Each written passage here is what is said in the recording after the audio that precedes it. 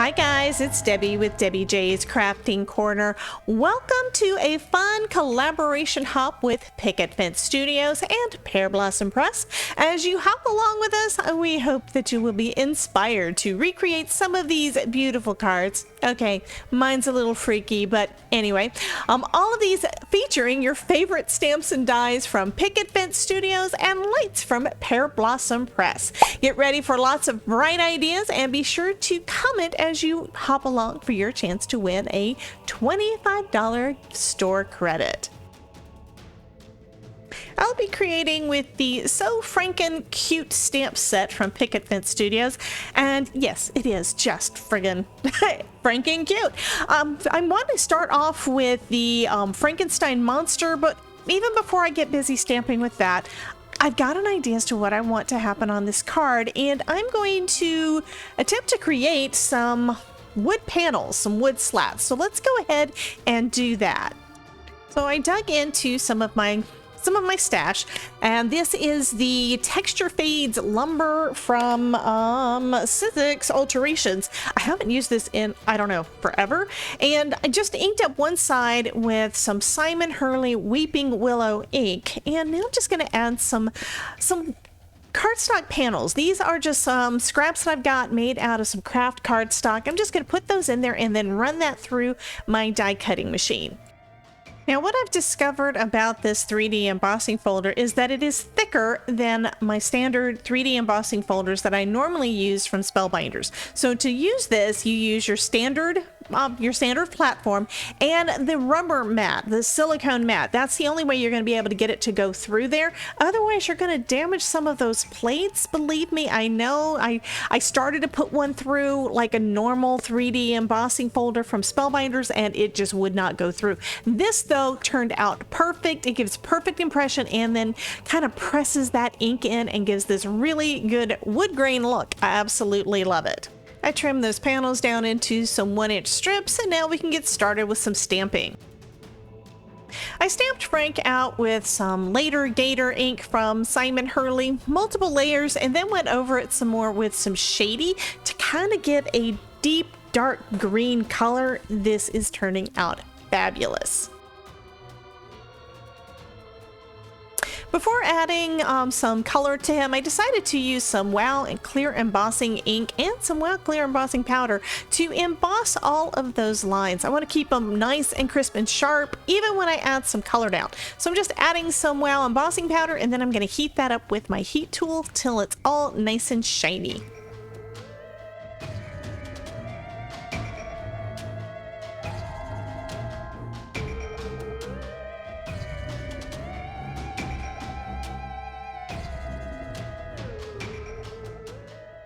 Next, I used some Tim Holtz watercolor pencils to add some color, starting off with a layer of peel paint over the whole face. Then I'm taking in a watercolor brush to kind of blend it out with a little bit of water. Not using a lot of water, this is just plain cardstock, but it does give a good look, and if you don't use too much, then you're not going to get too much warping or any pilling.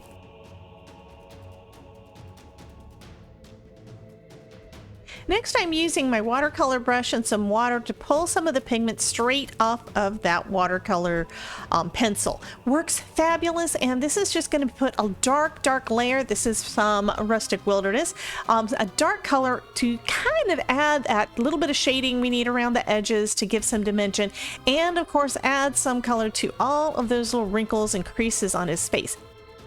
Now comes the scary part. Debbie's going to use a craft knife.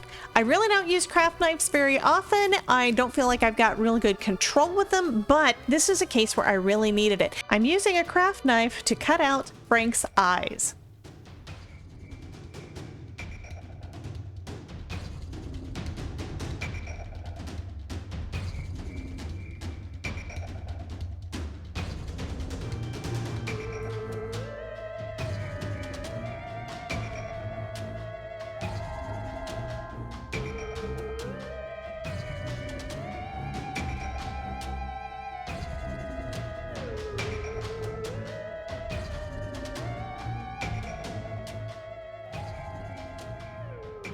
Next, I'm taking a piece of vellum. Now, this vellum, I did stamp out Frank's face just his eyes. I'm taking a marker though and coloring the back of it with some CT1.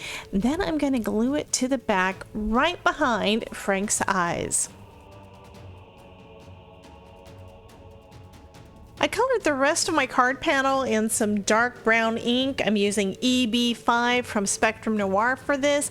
In case you haven't guessed it yet, I'm going to place some lights behind Frank's eyes.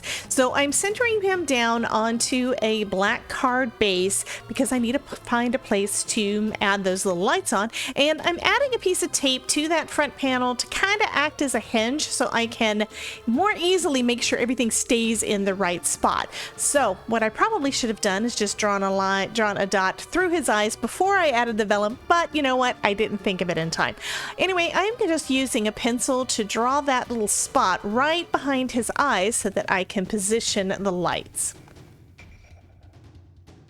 Now that I have an idea of where they should go, I'm just going to tape them down onto my card base with some Scotch tape, and then we'll test it, see if they are in the right spot. It's close, but not exactly where I want it, so I'm going to move them a little bit until I get them in just the right spot.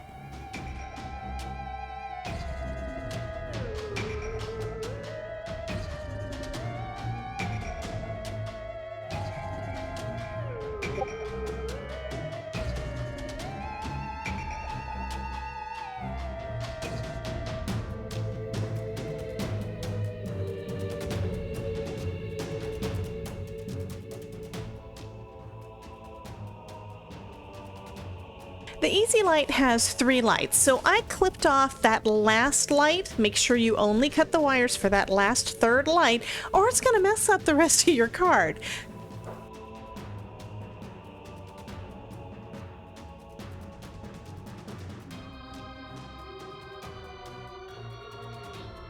So now that the lights are in place, all of that stuff is done, we need to figure out where we're going to put our mechanism. I decided I'm going to put it down there in the left-hand corner, so I'm going to tape that down using some strong double-sided adhesive on the back of my mechanism.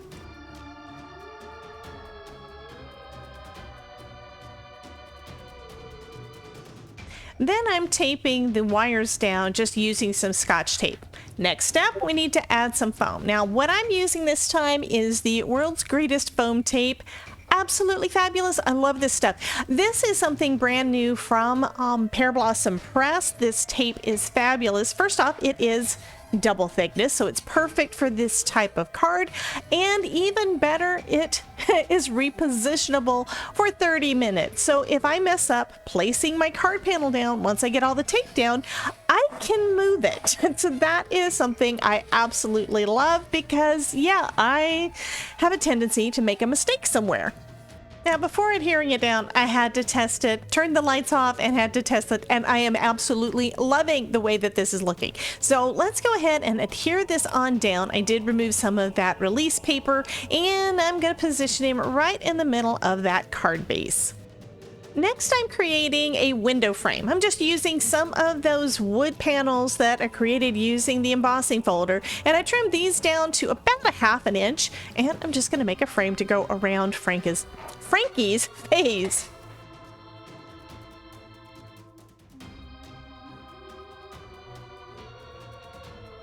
Okay, so now Frank is looking out through that window, and now I'm going to use the other wood pieces. This is the reason that I made them out of wood. We're going to add some wood slats going across it so it looks like he is peeking through. I'm just going to kind of trim up and distress the edges of those panels there and make them kind of look like, you know, old wood.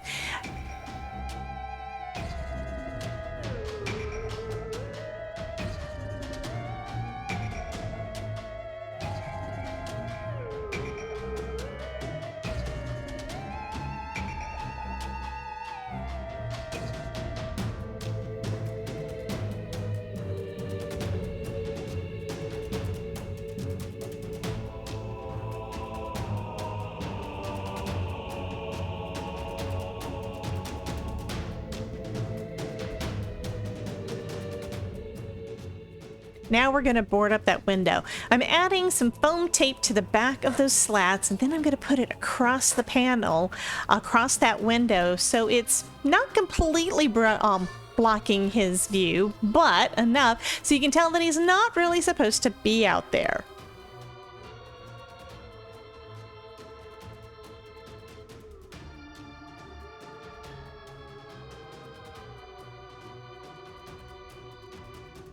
Okay, we still need a sentiment for this. So I'm using another one of those panels. This one is an inch wide, and I'm going to cover up that bottom part of the window and stamp our sentiment on there. So first off, I've got to trim it down to the right size. So I'm using a pencil to mark it off about where I need it. And then I'm just going to trim that off and stamp this. And I think I'm going to also heat emboss everything.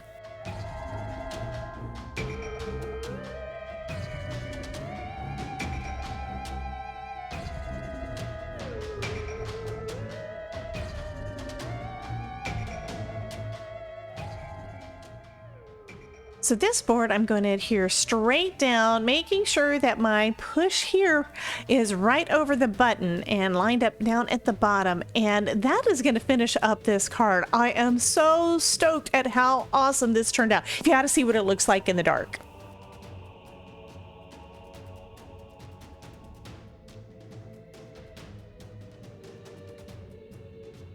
So that is going to finish up my video for the collaboration hop with Picket Fence Studios and Pear Blossom Press. Now, I mentioned that there were prizes. Picket Fence Studios and Pear Blossom Press are each giving away a $25 store credit. So be sure to comment on this post by August 12th to be entered to win. Winners will be posted on the Pear Blossom Press blog on August the 14th. You guys have a wonderful day. Be sure to check out this playlist for more projects where I'm using some fun lights. And I will talk to you soon. Bye, guys.